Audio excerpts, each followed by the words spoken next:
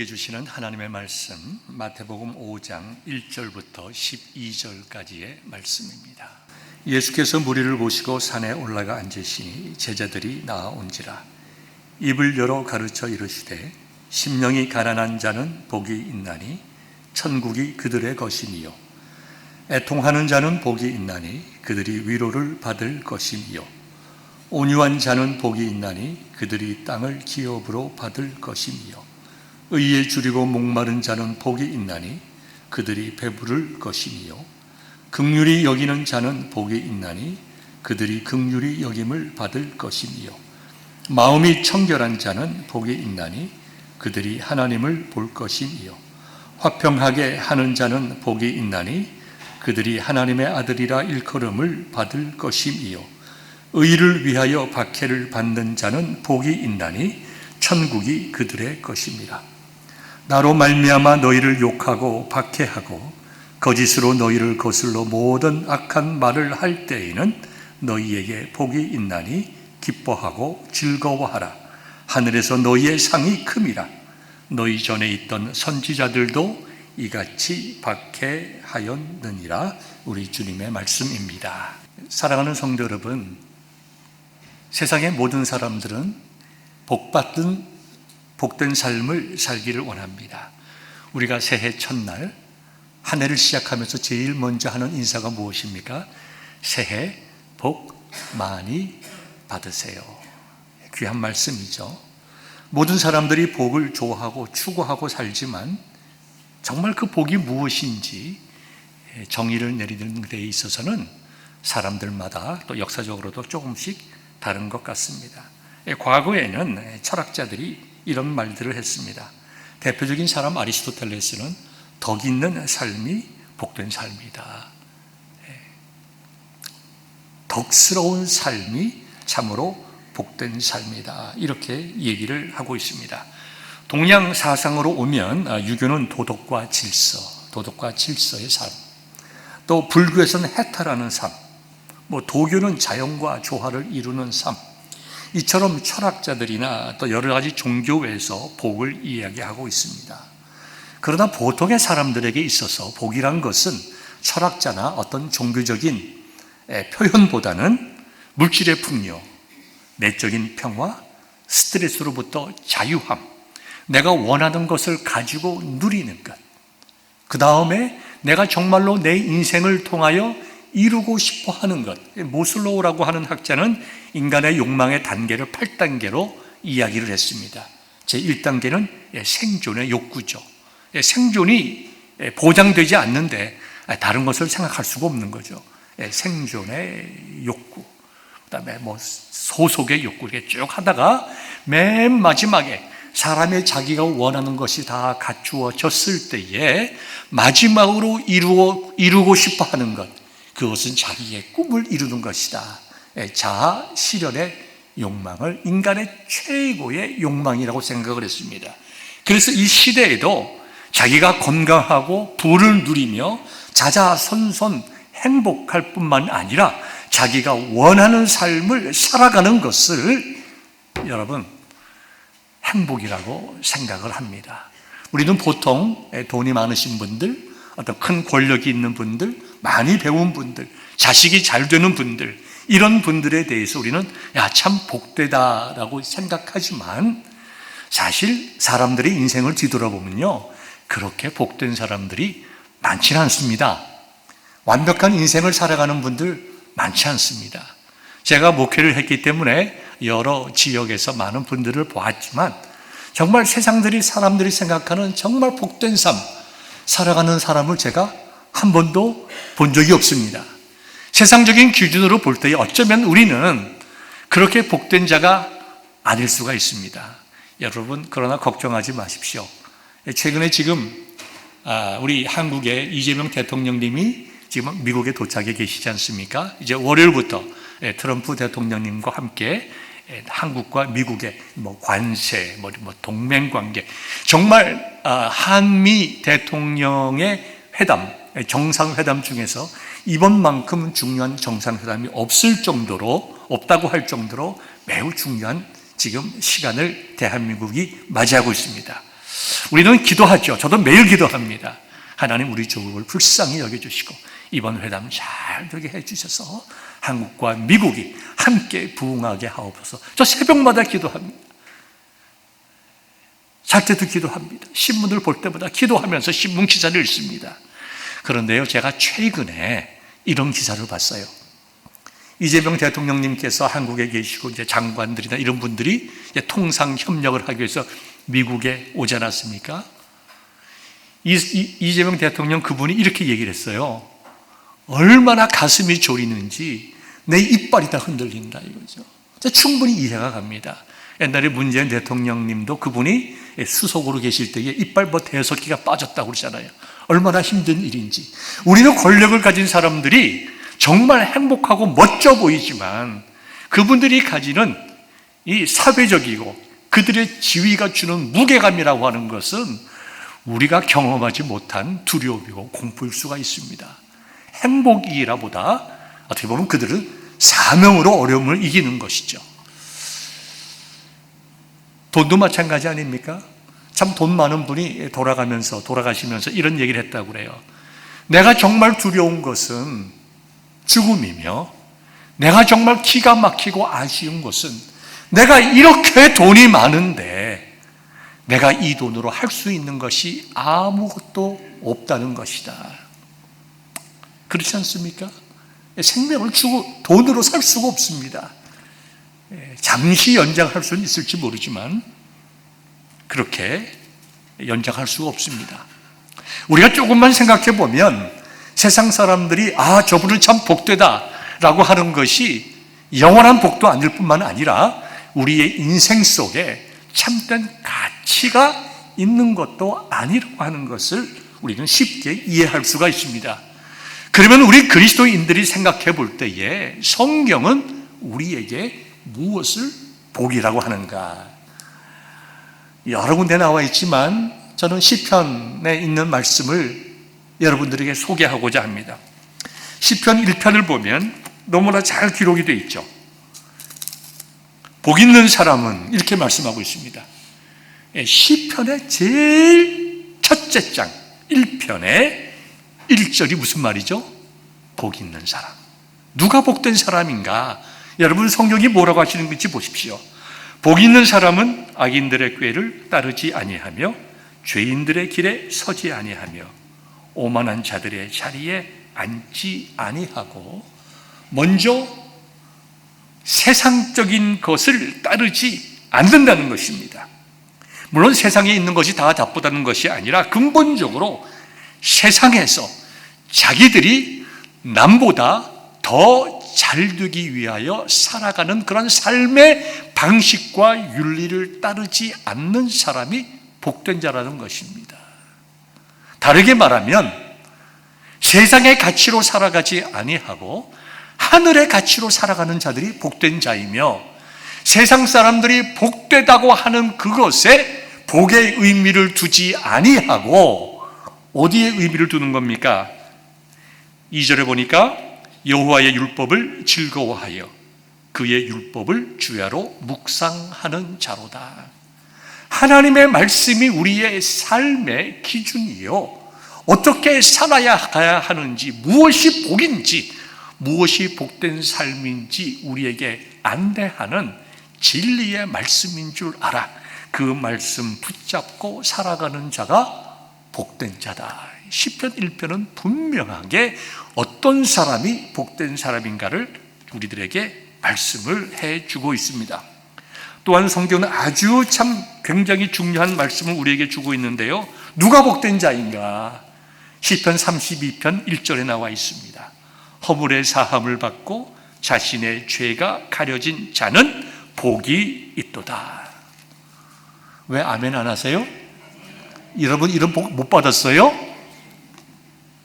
다시 한번 읽겠습니다. 누가 복된 자인가 하면 허물의 사함을 받고 자신의 죄가 가려진 자는 복이 있도다. 아멘. 복된 자는 그의 죄가 하나님의 은혜와 긍휼이 여기심으로 가려진 자가 바로 복된 자다. 얼마나 놀라운 말씀입니까? 여러분, 아마 여러분의 마음속에 세상적인 기준, 다른 사람이 나한테 정말 복된 사람이라고 얘기하는 사람은 없지만 하나님의 말씀을 읽어보니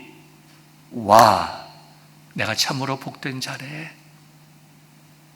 내가 하나님과 사람 앞에 죄인이지만 내 허물이 예수 그리스도의 십자가의 보혈로 용서함을 받고 내 죄가 하나님의 정말 은혜로 긍휼히 여김으로 가려짐을 받았으니 나는 복된 자네.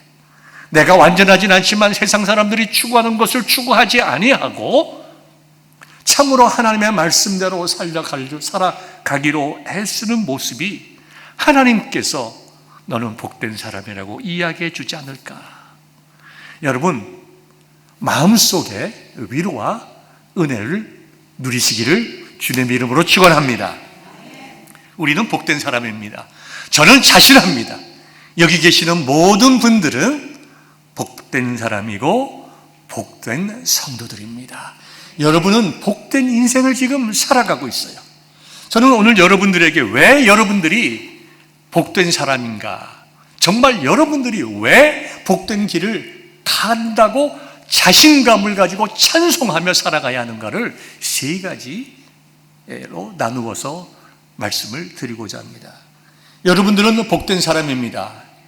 첫 번째 그 이유는 하나님이 여러분들을 하나님의 자녀로 부르셨기 때문입니다. 팔복 강해를 하고 있는데 왜 갑자기 다른 말씀을 하시는가? 여러분, 팔복을 이해하기 위해서 여러 번 말씀을 드렸지만 마태복음 5장 1절과 2절의 말씀이 매우 중요하다고 여러분들에게 말씀을 드렸어요. 예수께서 무리를 보시고 산에 올라가 앉으셨다. 하나님의 진리의 말씀을 전하시는 참 선생이 되셨다. 그리고 하나님께서, 예수님께서 택하신 제자들이 예수님 앞에 나왔을 때에 예수님께서 그들에게 팔복을 선포하셨다면 여러분들은 지금 예배드립니다. 우리 지금 예배드리는 자리지만 지난 시간에 말씀드린 대로 우리 모든 우리의 인생이 무슨 학당이라고요? 봉숭아 학당입니까? 아니죠. 우리는 예수 학당에 들어온 사람이에요. 예수님께서 선생님이시고 우리는 예수님 학당에 들어온 예수님의 제자들입니다. 자, 예수님께서 많은 사람들 중에 12제자를 선택해서 부르시고 또 헌신된 많은 제자들을 따로 부르셔서 가르치셨습니다. 그 자체가 우리에게는 정말 우리 자신들이 복된 자, 복받은 자, 하늘의 복을 누리는 자라고 하는 것을 우리 성령께서 우리에게 깨달아 알게 해 주십니다. 왜 예수님께서 제자들을 부르셨습니까? 제자들과 함께 거하시며 그들을 양육하시고 그들에게 권세 주시고 은혜와 능력 주시고 복음 전하게 하심으로 예수님께서 이 땅에 오신 가장 귀한 사명, 하나님 나라를 선포하시고 그 하나님 나라의 백성들을 불러 모으시는 그 귀한 복음 사역에 저와 여러분들을 팀원으로 부르셨다니까요. 동역자로 부르셨다니까요. 여러분 놀라지 마세요. 여러분은 예수님과 한 팀입니다. 한 팀이에요. 여러분 지금 주님께서는 승천하셨지만 우리와 함께 하시고 우리에게 사명 주셨을 뿐만 아니라 그 사명을 감당하실 수 있도록 우리와 영원토록 함께 하신다고 했습니다. 여러분, 예수님께서 우리와 함께 하신다고 하는 것은 놀라운 말씀입니다. 얼마나 놀라운 말씀이냐 하면요, 마태복음 2장에 보면 임마누엘이란 말씀이 나옵니다. 요셉이 나오는데요, 요셉은 자기의 정혼자인 마리아가 임신한 걸 깨달았어요. 마리아의 집에 가서 부모에게 도대체 딸을 어떻게 교육시켰기에 이렇게 다른 남자와 관계를 가져서 아이를 갖게 하십니까? 난 이상 결혼하지 못하겠습니까? 얼마나 정말 속상하고 절망스러우며 분노했겠습니까? 근데 그렇게 하지 않았습니다. 의로운 자였어요. 조용히 문제를 해결하려고 했습니다. 그 의로운 자에게 하늘의 음성이 들린 거예요. 어떤 음성이 들었냐 하면, 처녀가 잉태하여 아들을 낳을 것이요 그의 이름은 임마누엘이라 하리라 하였으니 이를 번역한즉 하나님이 우리와 함께 계시다 함이라. 천사가 요셉에게 말하는 거예요. 요셉아, 두려워하지 말아라. 내 약혼자 마리아를 데려오기를 두려워하지 말아라. 성령께서 잉태하게 하신 것이다. 성령께서 그 잉태한 아들 이름을 예수라고 하라. 그 예수는 자기 백성을 그들의 죄에서 구원하실 자이다. 이제 하나님께서 인간이 되셨고 그 인간이 우리와 함께, 너와 함께 계시기 위하여 이 땅에 오셨다. 예수님께서 이 땅에 오셨다라고 하고 우리와 함께 하신다고 하는 것은 지금 이 시간 하나님이 여러분들과 함께 계시고, 하나님께서 여러분의 삶 속에 함께 하시고, 여러분들뿐만 아니라 멀리 있는 자녀들과 함께 하여 주시고, 어떤 때는 있고 어떤 때는 안 계신 것이 아니라 영원토록 함께 하신다. 이 얼마나 놀라운 복입니까? 여러분, 놀랍지 않습니까? 그뿐만 아닙니다. 예수님께서는 능력 주셨습니다. 권세도 주셨습니다. 권위를 주셨어요. 가르치시는 것뿐만 아니라 예수님께서 실질적으로 삶의 모습을 보여주심으로 제자들로 하여금 따라가게 하셨다는 얘기죠. 정말 언더잡 트레이닝을 하게 하셨습니다. 여러분, 정말 우리가 고린도후서 9장 8절 보면 날마다 새롭게 능력 주셔 우리의 모든 것을 능히 감당케 하시는 하나님을 찬양할지로다 하였어요. 하나님께서 능력 주시기 위해서 저와 여러분들을 부르셨어요. 부르심에 분명한 이유와 목적이 있습니다. 우리들의 삶과 우리들의 말 속에 하늘의 권세와 권위를 주시기 위해서 저와 여러분들을 부르셨다는 것입니다. 궁극적으로 교회를 통하여 하나님의 나라를 선포하게 하실 뿐만 아니라 정말 우리가 작은 일이지만 우리 주님께서는 그것을 기억하시고 우리에게 상급 주시기 위하여 우리를 부르셨다는 거예요. 이것을 생각해 보면 우리가 팔복의 말씀을 듣기 전에 우리가 얼마나 놀라운 은혜와 정말 복 가운데 우리가 현재 존재하고 있는가, 이것을 깨닫지 않습니까? 가슴이 뜨거워지지 않으세요? 저는요, 어저께 좀 말씀을 좀 정리하면서 가슴이 뛰었어요. 여러분들이 목사님이니까 그렇겠지. 여러분이 쉽게 생각하지 마십시오. 제가 서맥이라고 얘기하는 거는요, 심장이 굉장히 천천히 뜁니다. 여러분들은 보통 심장이 한 70번에서 한 75번 뛸 거예요, 평균. 찾아보니까 성인들의 평균 심장 박동수가 70번에서 한 80번 됩니다. 저는 가만히 앉아 계실 때 지금 이 순간 여러분의 심장은 보통 한 70번 뛴다는 얘기예요. 저도 여러분처럼 이렇게 앉아 있으면 제 심장은 40번 뜁니다. 40번에서 45번 정도 뜁니다. 굉장히 천천히 뛰죠. 마라톤 선수들이 이렇게 천천히 뛰는데 저는 운동을 하지도 않는데 이렇게 천천히 뜁니다. 어떨 때는 심장이 32번으로 내려가서 이 가슴이 이렇게 먹먹하고 아플 때가 이렇게 있습니다. 그러니까 제가 심장이 뛰기 때문에, 천천히 뛰기 때문에 제가 잘 참습니다. 가슴이 막 뛰면 흥분을 하잖아요. 제가 잘 흥분을 하지 않습니다, 여러분들. 무슨 말씀을 하고자 하냐 하면 제 심장이 뛰더라니까요.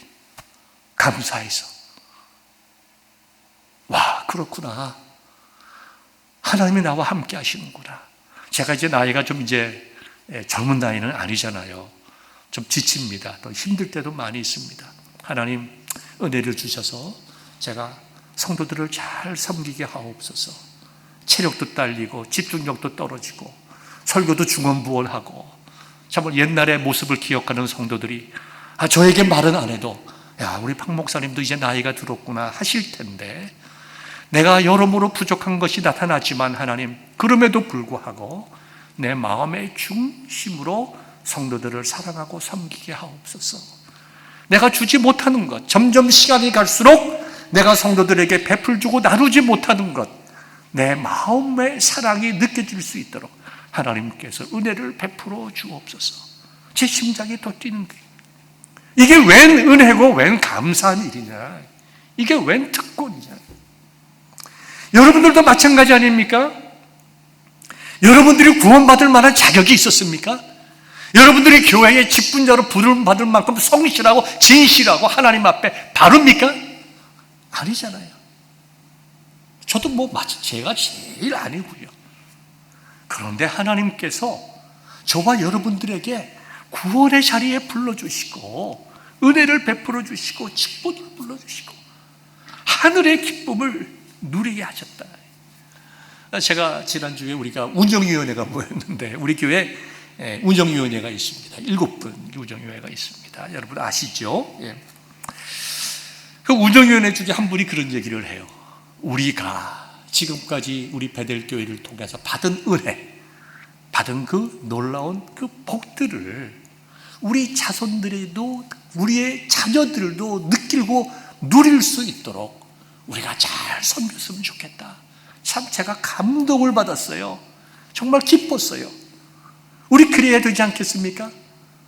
지금 우리 교회가 대부분이 좀 나이가 높습니다만은 언젠가 옛날처럼 젊은 사람들을 보내주시지 않겠어요? 이 지역에 지금 젊은 사람들이, 지금 군인들이 정말 없습니다. 교회들마다 젊은 사람들이 없어서 아이들도 없어요. 주일학교도 힘들고 중고등부도 힘들고, 그 다음에 청년들도 없고 젊은 사람들이 많이 없습니다. 지난번 우리 부흥회 할 때 이성철 목사님이 그러셨잖아요. 목사님, 여러분들 너무 걱정하지 마세요. 텍사스 테일러시에 어느 날 갑자기 삼성에 들어와서 한국 사람들이 들어와요. 여러분 지금 조지아 사바나에 가면요, 이게 현대인가요, 기아인가요, 자동차 회사가 들어오잖아요. 공장이 들어오잖아요. 그 회사가 들어오면 그 회사 하나만 들어오는 게 아니라요, 여러 관련된 그 계열사들, 하청업체들이 다 따라 들어옵니다. 거기 지금 난리 났어요. 거기 조지아에서 교회 세우고, LA에서 교회 세우고, 어디서 교회 세우고, 교회가요 하루아침에 말이죠, 얼마나 많이 늘어나는지 몰라요. 제가 정확한 숫자는 모르지만 한 20개 될 거예요. 갑자기 1년 만에. 여러분 누가 합니까? 이 페이트빌 지역에 삼성전자가 들어와서 공장을 세울지 모르던 거예요. 여러분 누가 합니까? 이 지역에 현대자동차가 들어오고 관련 업체들이 들어와서 수많은 사람들이 한국에서 출장을 오고, 누가 합니까? 하나님의 일은 모르는 거예요. 우리가 할 일은 오늘 충성하고 내일을 믿음으로, 소망으로 준비하는 일입니다. 우리가 부르심을 받았다고 하는 것을 기억합시다. 얼마나 놀라운 은혜요, 특권인가. 여러분, 복이라고 하는 것은 사람으로부터 오는 것 아닙니다. 하늘로부터 오는 것이고, 성령께서 우리의 심령을 통하여 깨닫게 하시는 것입니다. 그렇기 때문에 하나님께서 부르시고 일감을 주시고 우리들에게 소망을 주신 것으로 인하여 복된 사람, 내가 하나님의 복을 누리는 하늘의 백성이다, 아멘 하며 우리가 기뻐할 수 있기를 주님의 이름으로 축원합니다. 두 번째로, 여러분들이 왜 복된 자인가? 오늘 본문의 말씀입니다. 여러분이 심령이 가난하고 애통하는 자이기 때문입니다. 목사님, 저는 부자는 아니지만 솔직히 말해서 그리 가난하지 않습니다. 내가 말 안 해서 그렇지 살만해요. 나 가난하지 않습니다 라고 생각하실 분들이 있을 거예요. 목사님, 제가 그렇게 기쁜 일은 많지는 않아도 그래도 통곡하고 애통할 일도 없습니다. 맞습니다. 우리는 상대적으로 가난하지 않고 애통하지 않다고 이야기할 수는 있습니다. 그런데요, 주님께서는 이 가난과 애통에 대해서 전혀 다른 정의를 내리시고 계십니다. 일반적으로 우리가 가난하다라고 얘기할 때에 그 가난이라고 하는 것은 구약 성경부터 내려오는 개념이 있습니다. 고아들, 그 다음에 남편을 잃고 혼자 사는 여성들, 장애인들, 병자들, 특별히 문둥병자들, 누군가 도움이 없이는 살아갈 수 없는 그러한 분들을 우리는 가난한 자라고 이야기를 해요. 여러분, 사람들이 가난한 자를 돌볼 때 얼마나 많이 돌볼 것 같아요? 많이 돌보지 않습니다. 그러니까 그들은 그대로 그 상태로 있는 거예요. 그뿐입니까? 감성적으로, 감정적으로 가난한 사람들이 있습니다. 누굴까요? 한나가 있죠. 브린나가 애 못 낳는다고 자꾸 괴롭힙니다. 교회 나가서, 성전에 나가서 하나님 앞에 통곡하죠. 바로 누구예요? 가난한 자예요. 그런 가난한 자에게 하나님께서 위로와 은혜와 복을 주신다고 성경은 기록하고 있어요. 특별히 누구를 통해서? 의로운 자들을 통해서. 하나님께서 이스라엘 백성들이 광야에서 생활할 때에 하늘에서 만나가 내리고 메추라기가 날 잡아 드세요 하고 나와 있는 것처럼 그런 가난한 자들을 도우시는 것이 아니고 의로운 자들, 하나님의 말씀 가운데 살기를 소망하는 자들, 아까 말씀드린 요셉과 같이 의로운 자들, 그런 사람들을 통해서 하나님께서는 가난한 자들을 돌보시기를 원하십니다. 바로 여러분들을 통해서 가난한 자들을 돌보시기를 원하는 거예요. 우리가 구약 성경을 보면 어떤 사람이 의로운 사람인가가 분명하게 나와 있어요. 누가 의로운 자인가? 구제하는 자. 구제라고 하는 것이 가난한 자를 돌보는 것이죠. 신약 성경도 마찬가지입니다. 이 유대인들의 개념 속에는 하나님의 백성은 어떻게 살아야 하는가에 대한 개념이 딱 써 있습니다. 그들은 우리처럼 이렇게 전도하지 않아요. 선교도 안 합니다. 여러분들 유대교 사람들이 전도하는 거 봤습니까? 전도 안 해요. 그들은 선교합니까? 선교 안 해요. 이미 그들은 누가 구원받은 하나님의 자녀인가를 다 알고 있어요. 육적으로 아브라함의 후손들. 그러니 아브라함의 후손들, 다시 말해서 유대인이 아닌 사람들은 하나님의 구원과 관계가 없는 사람들이라고 생각하니까 그들이 구원하거나 전도하거나 선교하지 않는 것입니다. 그들의 관심은 하나예요. 우리가 구원받은 하나님의 백성이니까 어떻게 하나님의 백성답게 살아야 되지? 그 중에 가장 큰 것이 구제입니다. 구제예요. 그래서 예수님 시대에도 바리새인들이 소위 말해서 하나님 잘 믿고 열심히 믿는 사람들이 구제에 열심을 냈던 것입니다. 그것도 보이기를 원했던 거예요.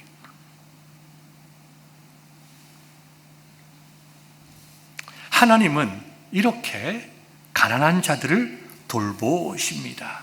그런데요, 성 예수님께서는 우리에게 무엇이라 말씀하고 있는가 하니까 심령이 가난한 자가 복되다, 이렇게 말씀을 하고 있어요. 애통하는 자가 복되다. 물론 8번의 복이 다 말씀을 하고 있지만 특별히 오늘 2가지, 심령이 가난하고 애통하는 자가 복되다, 이렇게 말씀하고 있어요.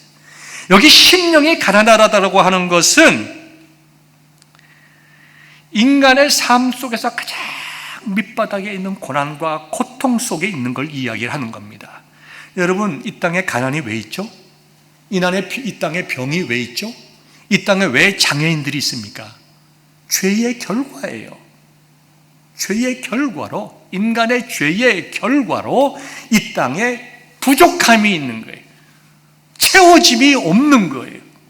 누구의 삶에도 정말 파스칼의 말처럼 채워지지 않는 부분이 있는데 그것이 곧 우리의 가난한 면이에요. 가난한 면.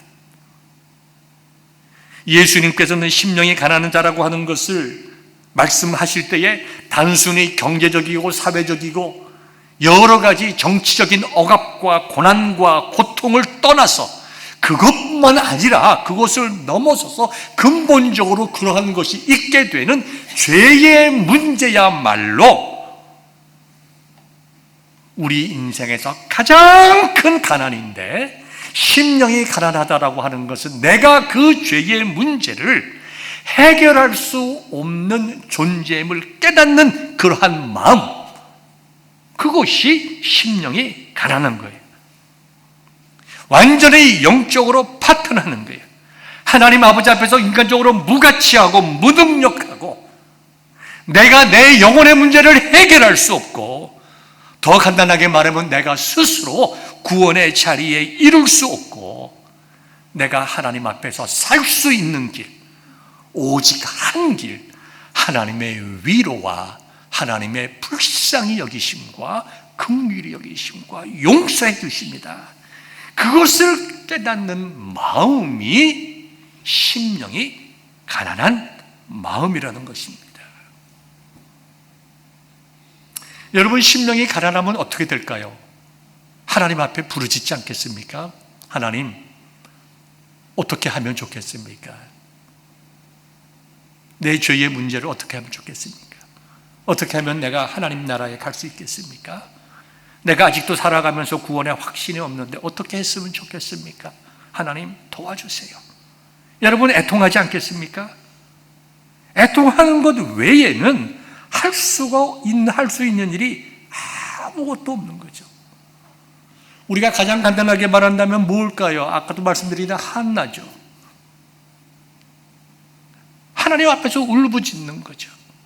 한나는 아들을 위해서 울부짖었지만, 여기 애통하는 자라고 하는 것은 자신이 하나님 앞에 죄인임을 깨닫고 자기의 영혼의 구원의 문제를 해결할 수 없어 하나님 아버지 앞에 눈물 흘려 도와주시기를 간절히 사모하는 마음이 애통하는 마음이래요.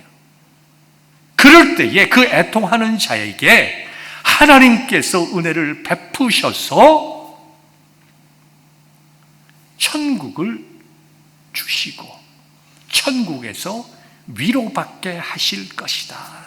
그것이 예수님께서 말씀하시는 3절과 4절의 궁극적인 말씀이에요. 자, 제가 여러분들에게 이렇게 말씀을 드렸습니다.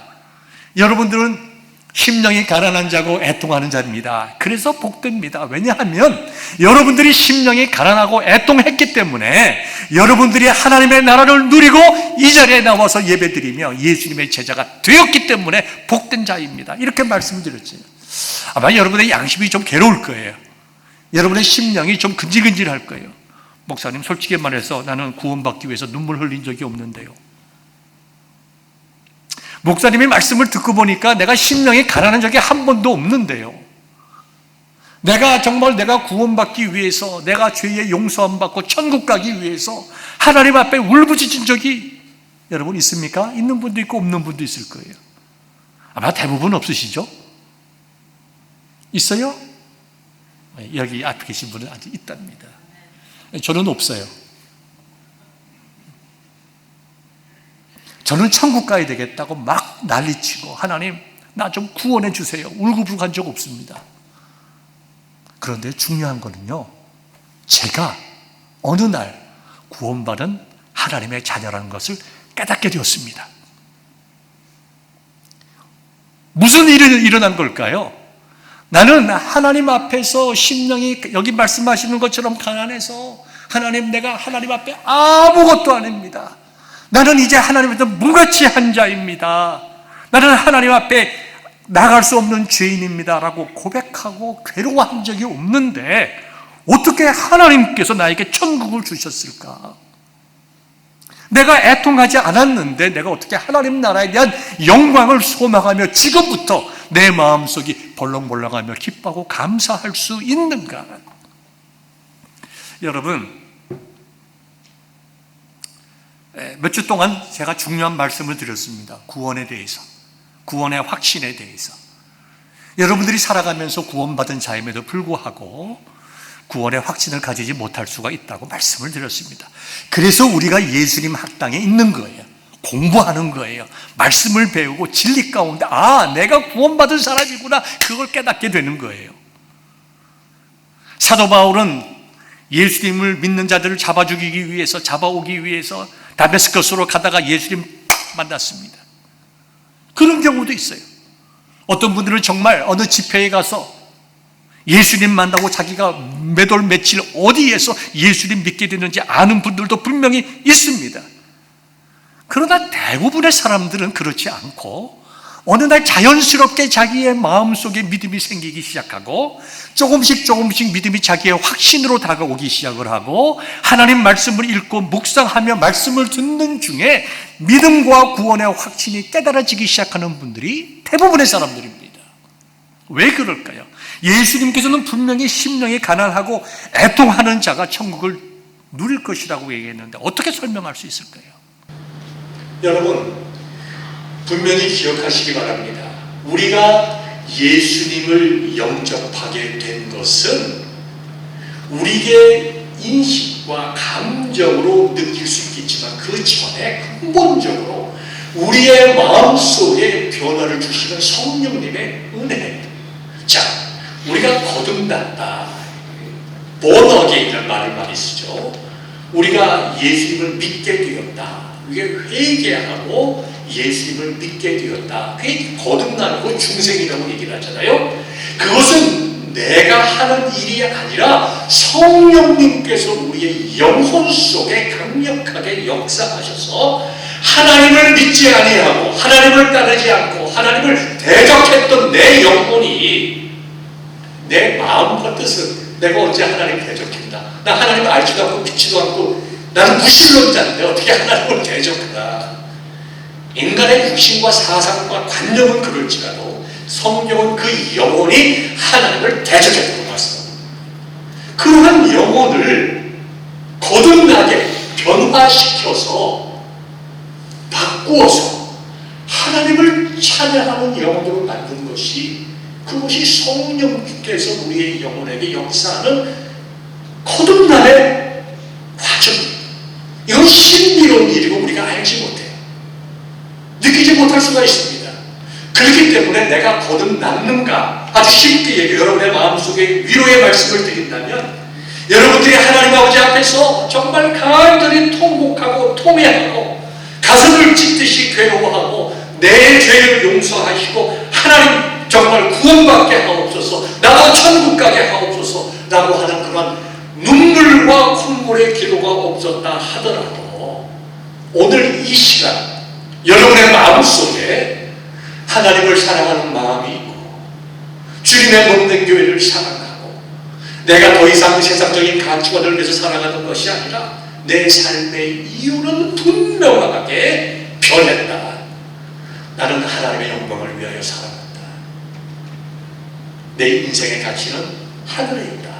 세상에 물질에 있는 것이라 하나님 하늘에 있고 내가 잘 되고 잘 먹고 내가 뭔가 누리는 것에 내 인생의 가치와 의미가 있는 것이 아니라 내가 정말 의미를 두는 것은 예수 그리스도의 복음이고 내가 먼저 여러모로 부족하고 시간도 부족하고 정말 게으르긴 하지만 그래도 내 인생 속에 복음을 증거하고 선교하고 살았으면 좋겠다. 좀 전도하고 예수님 믿게 하고 살았으면 좋겠다. 하나님 나에게 은혜를 주시고 믿음을 주셔서 하나님 어찌하든지 제가 하나님의 영광을 위하여 살아가게 하옵소서. 여러분의 마음속에 그러한 분명한 확신이 있고 그러한 소망이 있다면 여러분의 육신과 감정은 경험하지 못했다 하더라도 여러분의 영혼이 하나님 앞에서 broken heart, broken spirit가 되어서 여러분의 영혼이 진실로 하나님 앞에 회개하고 믿음으로 돌아온 거예요. 회개한 거예요. 그래서 제가 여러분들은 심령이 가난한 자들이고 애통하는 자들이라고 말씀을 드리는 거예요. 여러분 믿으십니까? 자신 없어요? 아직까지 잘 모르겠습니까? 내가 구원받은 사람인지 아닌지? 여러분들은 하나님 사랑하십니까? 사랑 안 해요? 자, 다시 묻습니다. 여러분 하나님 사랑하십니까? 여러분은 예수님을 여러분의 구주로 받아들이십니까? 여러분은 하나님의 주님의 몸된 교회를 사랑하고 섬기기를 원하십니까? 여러분은 부족하더라도 하나님께서 은혜 주시고 믿음 주셔서 전도하고 선교하는 복음적인 삶을 살아가기를 원하십니까? 아멘. 누가 주신 마음이에요? 성령님이 주신 마음이에요. 누가 주신 마음이에요? 우리 주님께서 주신 마음이에요. 누가 주신 은혜인가요? 하나님께서 주신 은혜예요. 여러분들을 택하시고 하나님께서 부르시고 여러분의 심령을 변화시켜 주시어서 여러분들을, 여러분의 영혼을 본어겐하게 하셨다. 그래서 여러분들이 영혼의 변화를 통하여 여러분들의 지식이, 인격이, 느낌이, 감정과 열심이 주를 위하여 살아가며 주님의 몸된 교회를 위하여 살아가게 하셨다. 그래서 여러분들이 복이 있는 자들이고 천국을 누릴 자들이고 지금도 천국을 누리고 있다. 이 예배드리는 것이 천국을 누리는 거예요. 하나님의 은혜 가운데 들어온 거잖아요. 하나님께 우리가 예배드린다고 하는 것은 하나님의 통치에 순복하는 거예요. 하나님의 나라는 하나님의 은혜와 능력과 통치가 임하는 곳이에요. 하나님의 말씀이 선포되고 하나님의 용서하심이 선포되고 하나님의 위로와 은혜와 긍휼하심이 선포되는 곳이 천국이란 말이에요. 우리가 그것을 무엇을 통해서 깨닫습니까? 바로 예배잖아요. 예배드리는 여러분들이 지금 천국에 와 있는 것이다. 여러분의 마음이 천국이다.